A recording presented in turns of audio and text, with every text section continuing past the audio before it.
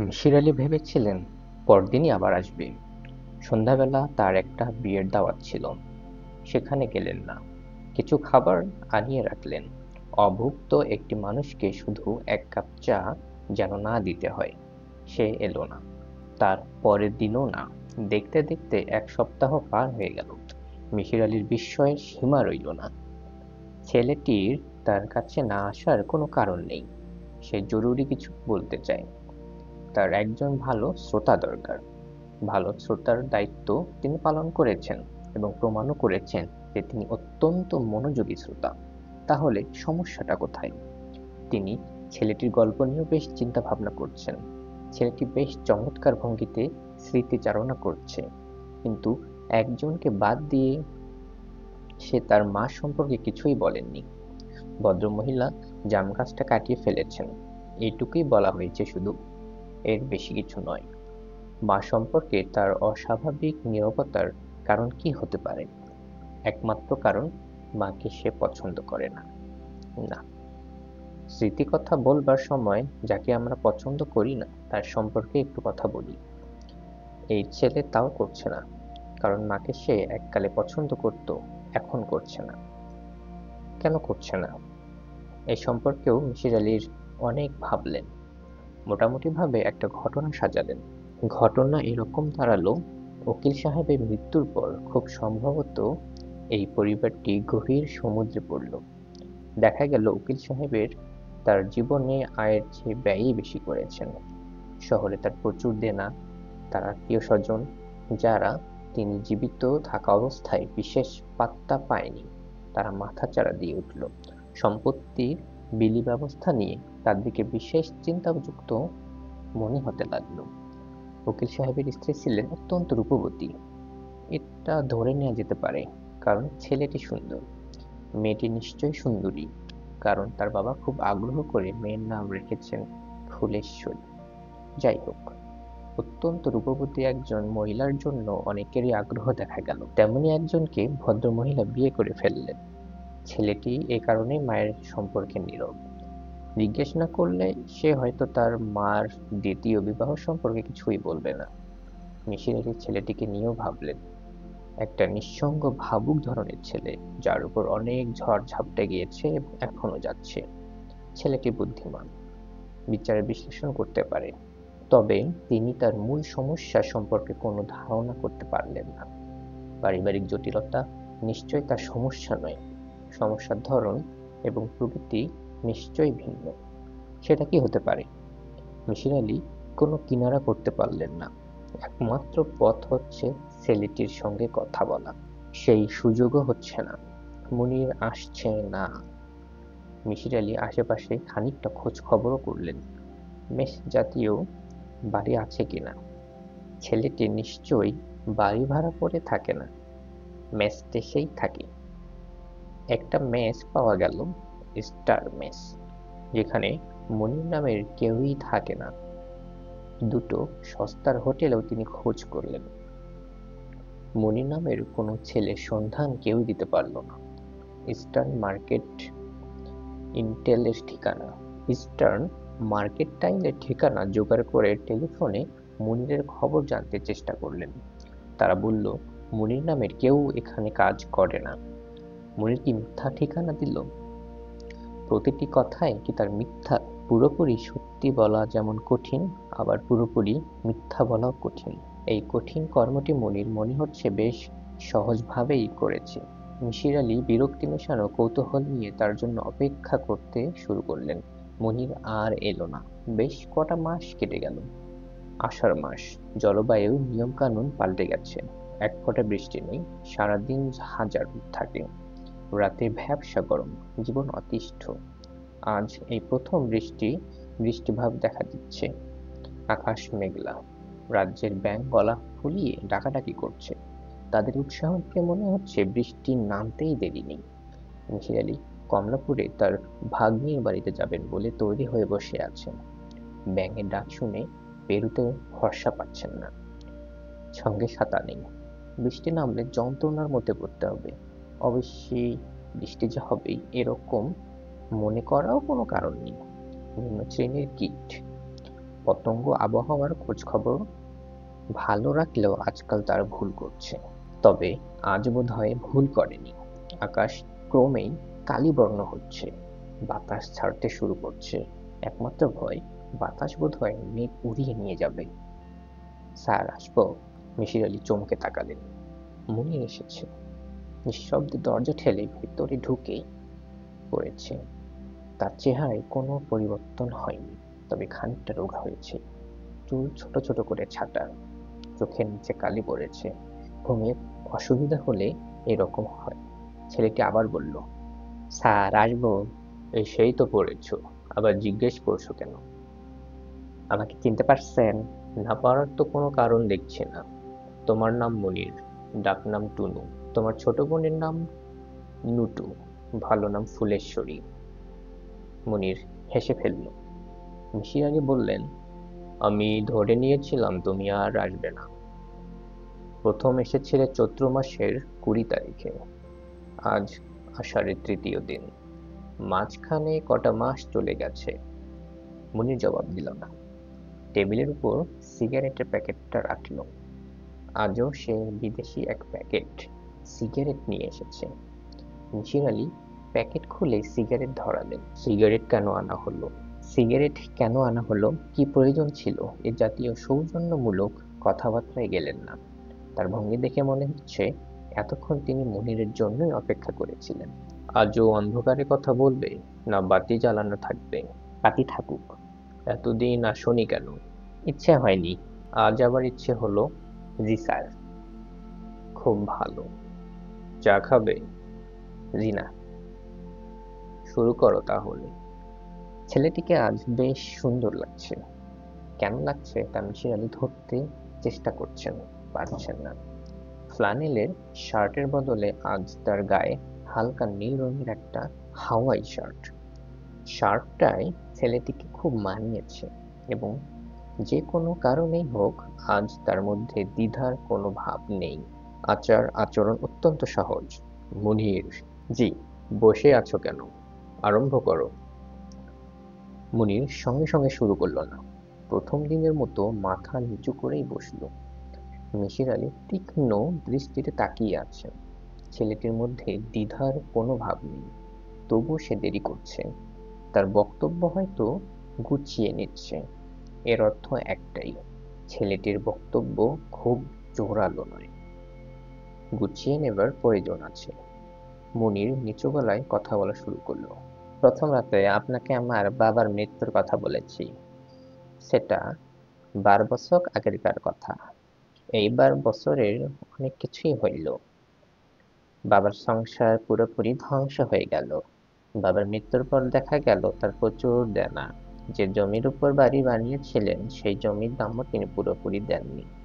আমাদের আত্মীয় স্বজনরা প্রথম দিকে আমাদের দেখাশোনার জন্য অতিরিক্ত রকমের ব্যস্ততা দেখালেন। ফুলেশ্বরীর বিয়ে দিলেন 13 বছর বয়সে। যুক্তি দিলেন ফুলেশ্বরীর পর সংসারের দায় দায়িত্ব কাঁধে নেবেন, ঝাড়ঝাপটা সামাল দেবে। ফুলেশ্বরী খুব কাঁদল। কেউ তার কোনো কথা শুনল না। এক ধনী ব্যবসায়ীর অপদার্থ জড়বুদ্ধি ছেলের সঙ্গে তার বিয়ে হলো। মুনির দম নেবার জন্য থামতে মিসির আলি আবার বললেন, তোমার মার প্রসঙ্গে তো তুমি কিছুই বলছো না। উনি কি দ্বিতীয়বার বিবাহ করেছিলেন? জি না।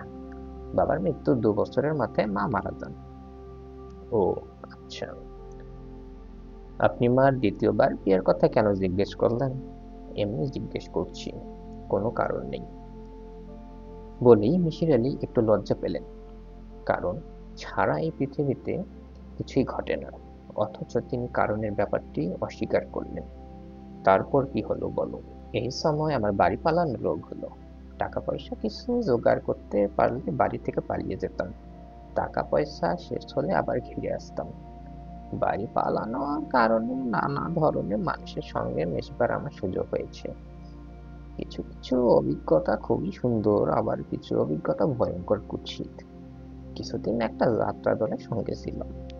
আমার চেহারা তখন খুবই সুন্দর ছিল। এই চেহারা সম্বল করে একটি নারী চরিত্রে অভিনয় করতাম। যদিও সেই যাত্রা দলে অনেকগুলো মেয়ে ছিল। অত্যন্ত আশ্চর্যের ব্যাপার, মেয়েদের সাজ-পোশাক পরা আমার অভ্যাস হয়ে গেল। তখন অভিমান থাকতো না, তখনও শাড়ি ব্লাউজ পরে থাকতাম, ঠোঁটে লিপস্টিক দিতাম, রাতে ঘুমোতাম ওই মেয়েগুলির সঙ্গে এক ঘরে। তাতে ওই মেয়েরা বেশ মজা পেত। যাত্রা দলের পুরুষদের অনেকেই এইসব মেয়েদের সঙ্গে রাত্রি যাপন করত। মজার ব্যাপার হচ্ছে ওরা আমাকেও কামনা করত। তুমি কদিন ছিলে ওদের সঙ্গে? প্রায় 2 বছর। চলে এলে কেন? একটা ভুল তো মানুষ দীর্ঘদিন করতে পারে না, এক সময় না এক সময় তার জ্ঞান হয়, সে বুঝতে পারে। হুম, তা ঠিক। তারপর বলো। ভূমিকা আমি প্রায় শেষ করে এনেছি।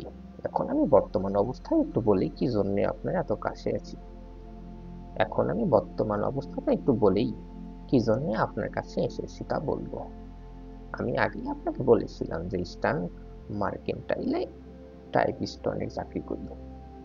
থাকি একটা বাসায়, বিনিময়ে ওদের কিছু কাজকর্ম করে দিই। ওদের ছোট্ট বাচ্চাদের রাতের বেলা পড়াই। থাকা এবং খাওয়া আমার এইভাবেই চলে। ঘুমাই 3 তলার একটি ঝুপড়ি ঘরে। 3 তলা পুরোপুরি তৈরি হয়নি, 2টো ঘর ওঠার পর বাড়িওয়ালা কাজ বন্ধ করে দিয়েছে। ঘর দুটোতেই ছাদ নেই, কারণ পুরোটা তৈরি হলে ছাদ ঢালাই হবে। উপরে টিন দিয়ে ছাদের কাজ চলছে। একটি ঘরে আমি থাকি, অন্য ঘরটিতে বাড়ির তৈরি সরঞ্জাম, সিমেন্ট বস্তায় সব রড থাকে। এই ঘরটিতে থাকে তালাবদ্ধ। ছাদের ঘর দুটিতে বাথরুমে কোনো ব্যবস্থা নেই, কাজেই বাথরুমের প্রয়োজন হলে আমাকে যেতে হয় 1তলা সার্ভেন্টের রুমে। ওই বাড়িতে এই সামান্য সমস্যা ছাড়া আর কোনো সমস্যা আমার ছিল না। বলা যেতে পারে আমি খুবই সুখী ছিলাম। বেতনের টাকা কিছুই জমাতাম না, কিছু পাঠাই আমার বোন ফুলেশ্বরীকে। বিএ ক্লাসের বইপত্র জোগাড় করেছি। এখন একটা কলেজের নাম লিখেছি, যেখানে ক্লাস না করলে অসুবিধা হবে না। যথাসময়ে বিএ পরীক্ষার্থী হিসেবে নিয়মিত পরীক্ষায় বসা যাবে। তুমি তুমি তাহলে আইএ পর্যন্ত পড়াশোনা করেছো? জি স্যার। যাত্রা দল থেকে বের হয়ে এসে আমার বড় চাচার বাড়িতে চলে যাই। ম্যাট্রিক এবং আইএ তার কাছে থেকেই পাশ করি। উনি খুবই দরিদ্র মানুষ, আমাকে আর পড়বার সামর্থ্যটা ছিল না। তোমার রেজাল্ট কেমন হয়েছিল? খুবই ভালো, 4টা লেটার নিয়ে ম্যাট্রিক পাস করি। আইএতে মেরিট স্কলারশিপ পাই। ইস্টার্ন মার্কেন্টাইলে আমার চাকরি হয় আমার রেজাল্টের জন্যে। তখন আমি টাইপিং জানতাম না, অথচ আমার টাইপিস্টে পোস্ট দেওয়া হয়, অন্য পোস্ট খালি ছিল না। হুম, তারপর বলো। উনি চুপ করে রইল। মিসির আলি বললেন, একটা ইন্টারভাল হলে কেমন হয়? 1 কাপ চা। এসো, 1 কাপ চা খেয়ে তারপর শুরু করি। জি আচ্ছা। চায়ের সঙ্গে আর কিছু খাবে? ভালো কেক আছে। আমি শুধু চাই খাবো। মিসির আলি চা নিয়ে এলেন, দেখলেন ঘরের বাতি নেভানো। মুনির অন্ধকারে বসে আছে। মিসির আলি কিছু বললেন না, চায়ের কাপ এগিয়ে দিলেন। মুনির নিঃশব্দে চায়ের কাপ শেষ করে কথা শুরু করলো।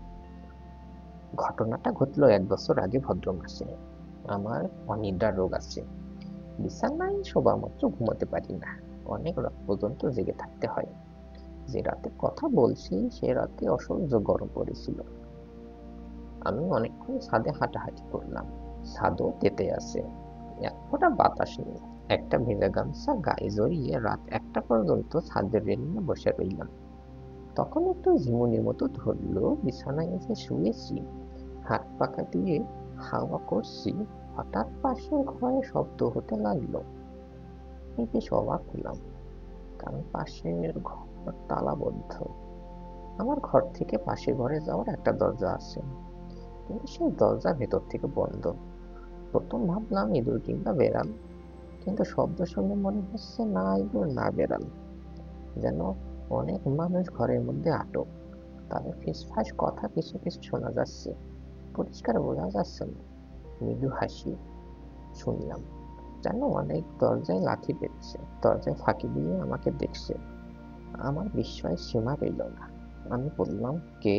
সঙ্গে সঙ্গে শব্দ থেমে গেল। চারদিকে আগের মতো নীরব। আমি উঠে বসলাম। ঘর অন্ধকার। আমি কৌতূহল মিটবার জন্যই পাশের ঘরের দরজায় হাত রাখলাম। দরজা খুলেই গেল। দরজার ভেতরে আবছা আলো। সেই আলোয় ঝাপসাভাবে সবকিছু চোখে পড়ে, আবার অনেক কিছু চোখেও পড়ে না। আমি ঘরের ভেতর ঢুকলাম, তখনই নিচে নামার একটা শীত চোখে পড়ল। খুবই অস্বাভাবিক ব্যাপার, ঘরের ভেতর সিঁড়ি আসবে কেন? অবস্থা এমন দাঁড়িয়েছে যে আমি পরিষ্কার কিছু চিন্তা করতে পারছি না।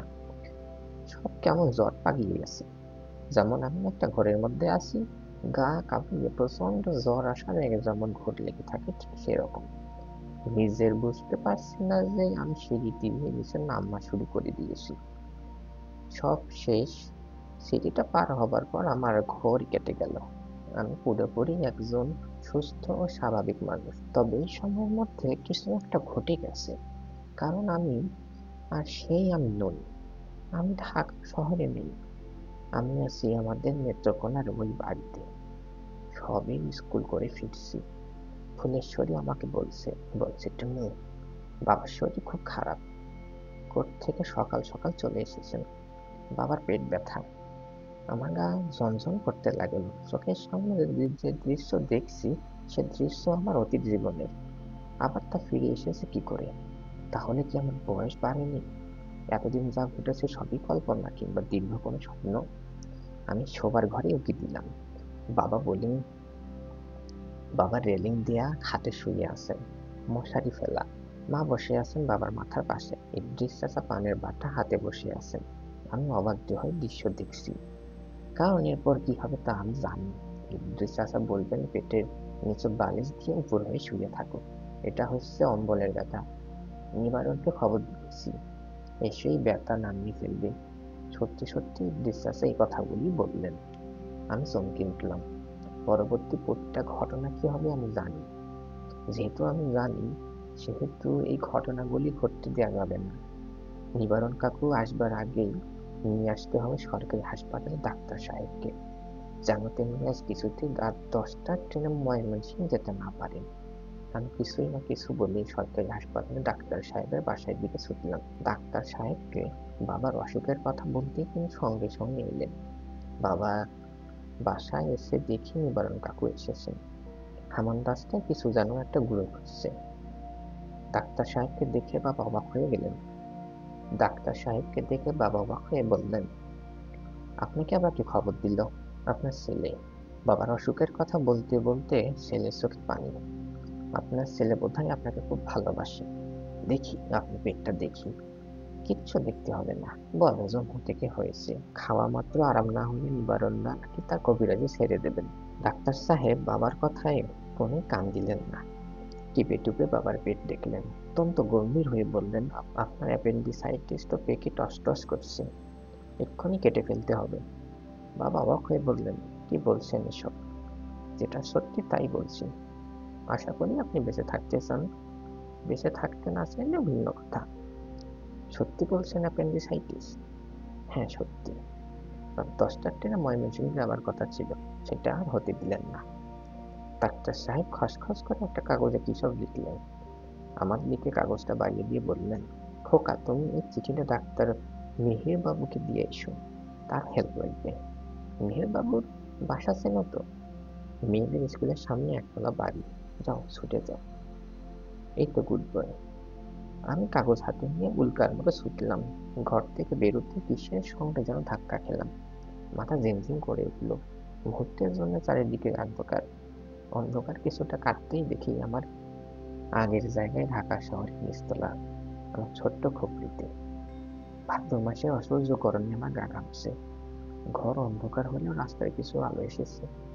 সেই আলোয় দেখলাম পাশের ঘরের দরজা আগের মতোই বন্ধ। মনে চুপ করে মিশির আলী সিগারেট ধরাতে ধরাতে বললেন, এটাই তোমার সেই বিশেষ কথা? জি স্যার। আর কিছু বলতে চাও না? আর কিছু বলার নেই স্যার। তুমি যা দেখেছো তার ব্যাখ্যা কি খুব সহজ নয়? জি সহজ। আমি স্বপ্ন দেখেছিলাম। হ্যাঁ, স্বপ্ন।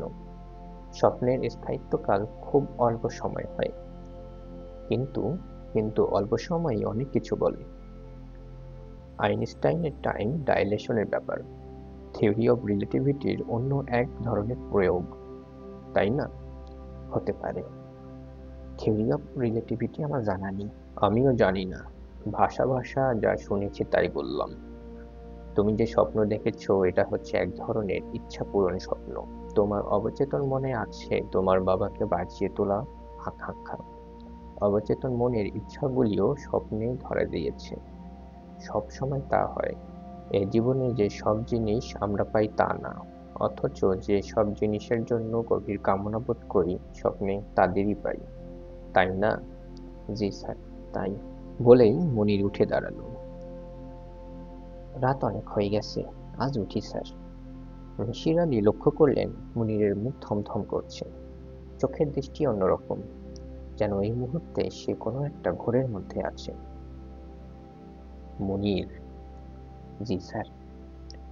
তোমার বোধহয় আরো কিছু বলার ছিল, শুধু স্বপ্নের কথা বলার জন্য আমার কাছে আসোনি। মুনির শীতল গলায় বলল, আপনি ঠিকই ধরেছেন, এতটা নির্বোধ আমি না। সামান্য একটা স্বপ্ন নিয়ে আপনাকে বিরক্ত কেন করব? বলো সেটা কি? আপনাকে তো বলেছি, সরকারি হাসপাতালে ডাক্তার সাহেব আমার হাতে একটা চিঠি লিখে দিলেন মেহেরবাবুর কাছে পৌঁছে দেওয়ার জন্য। ওই চিঠি নিয়ে বেরোবার সময় আমি ধাক্কা খেয়ে পড়ে যাই। হ্যাঁ, তখন তোমার ঘুম ভেঙে যায়।